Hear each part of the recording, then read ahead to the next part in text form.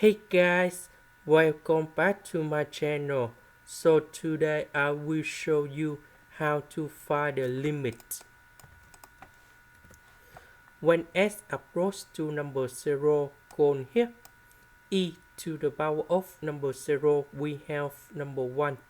1 minus 1, you got number 0.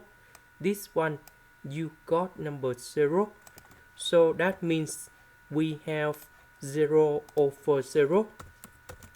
So we can use about elf hospital. That means we need to do first the derivative on numerator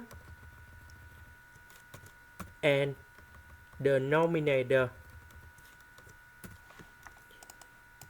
So this one you got about 2e to the power of 2s.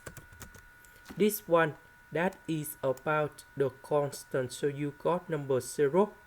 This one that is about secant of s squared.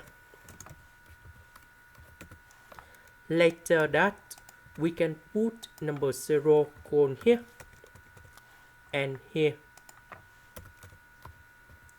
And this one we have number 2. This is the end. Thank you for watching.